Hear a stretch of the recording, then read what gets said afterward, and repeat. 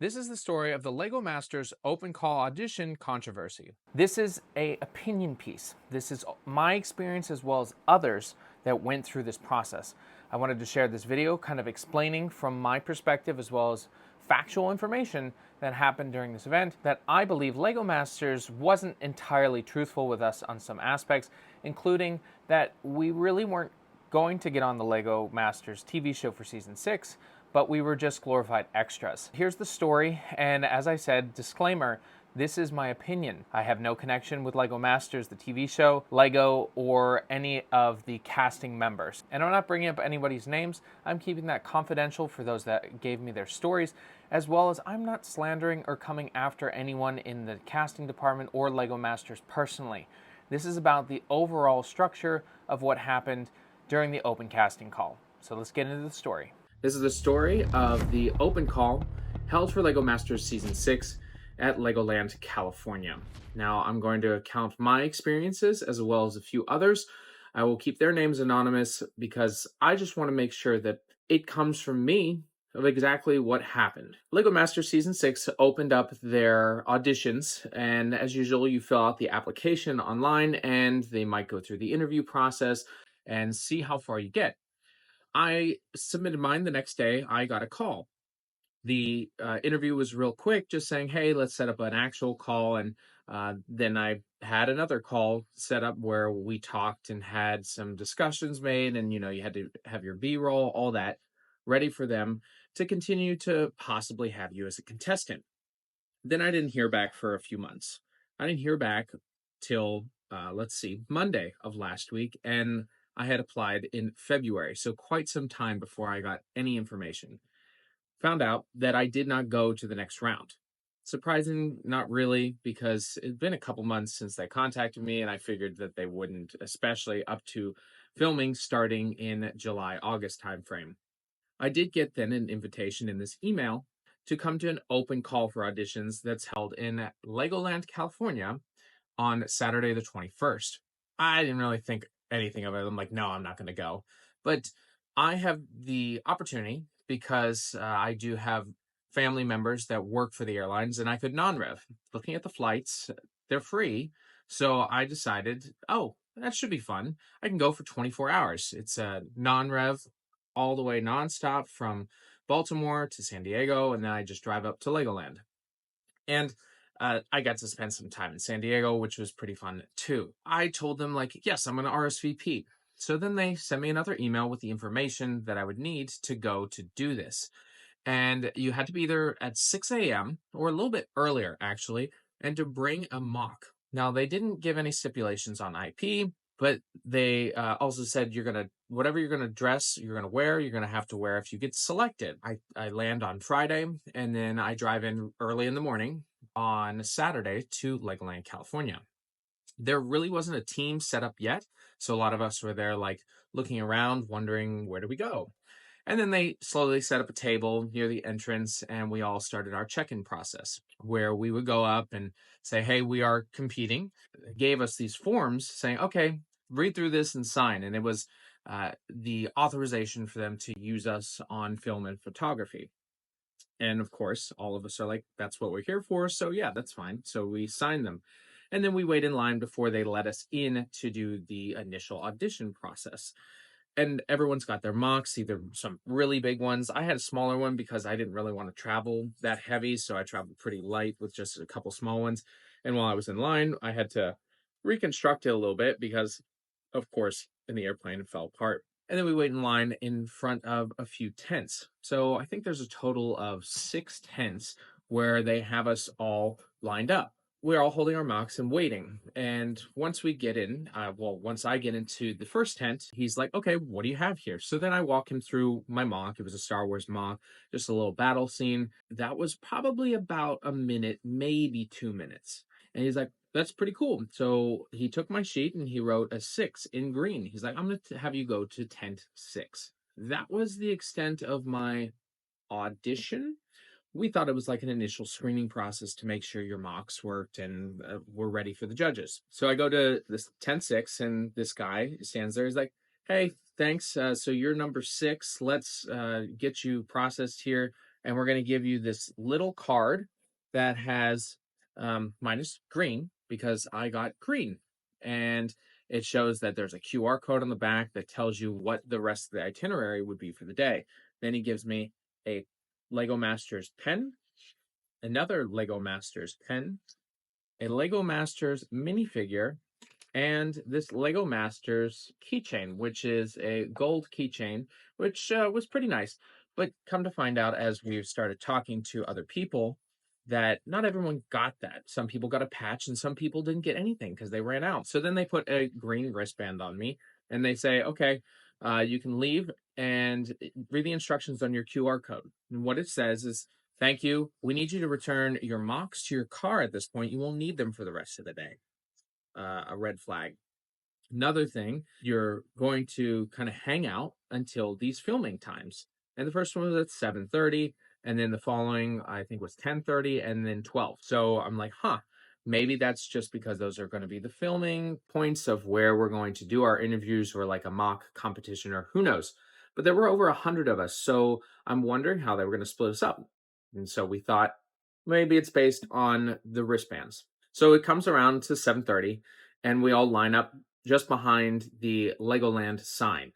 And they spread us out a little bit, but we had time to talk. And they rolled in a Ferrari to have Nick Cannon, who was there, as well as the judges, which is Amy and Boone, who was the winner, second place for Lego Masters Season 1. They replaced the last judge. Boone's great. I've met him before. Really nice. And I've heard Amy is really nice as well. And Nick Cannon was Nick Cannon. Then we waited quite a long time. And we start seeing other color bands. And there was yellow, orange, red, blue. I think those were all the colors. And mine, green. And we start talking because none of us had any information on what they meant. What did green mean? What did yellow mean? What did blue mean? Do we go somewhere specific, or what do we do? Nothing. We're still standing there, and we start to try to piece the puzzle together. As we're talking, some people actually had auditions on Friday. They had auditions with the judges, and Nick Cannon was there, kind of standing in the background, and they brought their mocks and did that, which was strange because not all of us, of course, did that. And we were trying to now piece together whose bands are who. And then we started thinking about it and looking. Blue seemed pretty limited and to specific people. And we're like, oh, they all came on Friday. Then we had someone say that they didn't come on Friday. It was the only person that had a blue band that said that they didn't. So that was another suspect thing.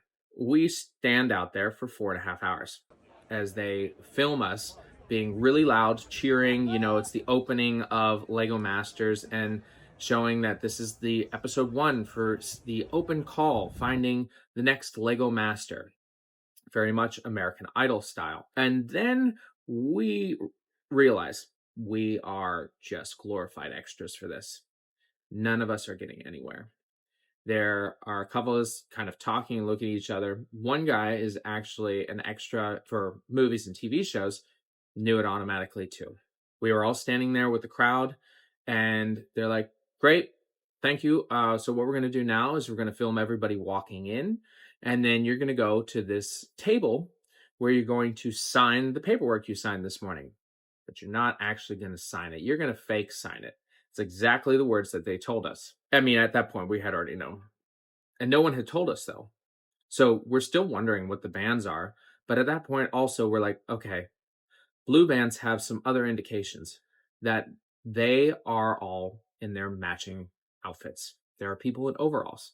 There are people in a black tie, white shirt, black pants, a mother and daughter. Yeah, so I decided as we were in line, I talked to a pair of them and said, hey, how was your process? Did you guys get here Friday? They're like, yeah, we auditioned yesterday. Oh, how long has your audition process been? Well, it's been like almost 2 months now. 2 months. So, okay. And then I asked them, like, oh, you guys are in then. You guys are already selected. They're like, well, no, that's not exactly true. We don't know yet. We're still in the process. We get up to the front of the table, and they're like, okay, here are your filming locations. Now go enjoy the park. Because they did also give us a free park pass for that day, as well as another day in the future. We were glorified extras that didn't get paid, that didn't audition. None of us had a chance of getting on the show because they had already pre-selected everybody. Now, there was a little twist where some people did get blue bands that had their mocks taken, put somewhere else, and they were contacted to go and do a interview with the judges. But apparently, based on firsthand accounts, that the mics weren't on for the judges, that you could barely hear their questions, so you could just answer what you could, and then they promptly said, no, you will not be selected or moving forward. Then they walked outside of the room and they had a lot of questions asked. Come to find out, those people were going to be used for like a pity reel, saying, like an American Idol, oh, you didn't get through. How do you feel? What could you change? Blah, blah, blah. Which means they'll still be on, but not continuing on the show. We're all very upset. None of us were actually auditioning for anything, so we didn't get selected. And I am fortunate enough to have gone for free. Sure, I paid for a rental car and a hotel and food and stuff, but it was more of like a mini vacation to me. And I knew I wasn't going to get Lego Masters. I was a solo applicant, and they really want to sell the story. That was the other thing. I've been through this process 3 times. They're not looking to see if you are an amazing builder. They want you to be a personality. They got to sell it. It's TV. You got to be they got to sell a story. And a lot of people were not aware of that when they go through this process. I'm like, you applied to Lego Masters because you like building. So they already know you can build. They don't really care if you're good or not, because there are definitely people that are not good that go on the show, but they can sell whatever story or whatever kind of theme that they're going for. So we all just kind of go our separate ways. There's a small group of us. We went and got lunch. Come time, we got a text message. This text message saying like, hey, from Lego Masters, we would love to have you come down for a 12 o'clock filming at Miniland. And we all looked at each other, all getting the same text, very much like John Wick, if you've watched the film, having the bounties come in. And we laughed and we're like, no, we're done. We're not being used anymore, because that's exactly what we were. We were props. We were being a prop to show that they were having open auditions when they had officially selected all of their 12 contestants at that point. And maybe some singles that they'll do something else with, because they want to have that as the new part, or what they called in the teleprompter, a rebrand, a new Lego Masters. We didn't go, but some people did, and some people watched as there was a lineup to talk to Nick Cannon for like half a second, or maybe the judges. That's it. That was just another prop. Then they were setting up their stage to talk to everybody, blah, blah, blah, whatever it actually came out to be. I spent some more time in the park, but as much time in the shade as possible, because I don't know if you can see it on the film, but I spent 4.5 hours in the sun, and I'm a redhead. Wasn't told how long we'd be out there, didn't have sunscreen, so definitely got burnt. And then I see a gaggle of people over by one of the buildings. They're all the people in their matching outfits. Those are the real contestants. Those are the ones that were told there to be intermingled with us to make it look like they had been chosen from the open call. That, oh, look, we didn't know anything about them, blah, blah, blah. Awesome. Just feeling used. It felt dirty. It felt like just not great, because you go there and you think, and there are some people that still had the hope, even through all of this, that they were going to have an audition and be on the show. It just wasn't going to happen. And people paid money. Some people flew and had paid $500 round trip to come here. I was from Maryland. There was somebody from New York. There was somebody from Ohio. People were driving from Vegas and different areas, all to do this in a possibility of being on the show. But it wasn't. They didn't tell us any information through the whole thing so that they would continue to hold on to us. I still didn't realize all the band colors. Blue was the best indicator of exactly who the contestants were for the show. But then I spoke with somebody again, and they think they realized that some of the band colors were selected to be people they wanted to videotape more, or talk to more about their builds, or see them around the park. It just became another bit of using somebody. We even had somebody come up during our group chat and said, hey, do you know this person? We're like, no. And they're like, what's your name? And I'm like, Garrett. They're like, oh, okay. And then they left. That's TV. And it sucks for all of us that went, and that were interested in thinking that we had a chance or to do an audition. A minute with someone from the casting call and then being used for 4.5 hours to be extras without getting paid and having these tiny trinkets, and then having them use us as props for intermingling the actual contestants. Here's the thing, I enjoyed being able to go just because I could, but there are some people that wanted to get on the show and they never had a chance. Why didn't they just hire extras from the local area? I mean, it's in California. That is not close. They could have had people just drive in from the community, like open call for this area. Of course, they wanted to open it up to the United States so people had some opportunities. They wanted a certain type of person to be there. They wanted AFOLs to be there. They wanted their mocks so that they could use them for images. Somebody dropped their mock, shattered all over the place, and I was told they got on film. So you might see that in the latest episodes.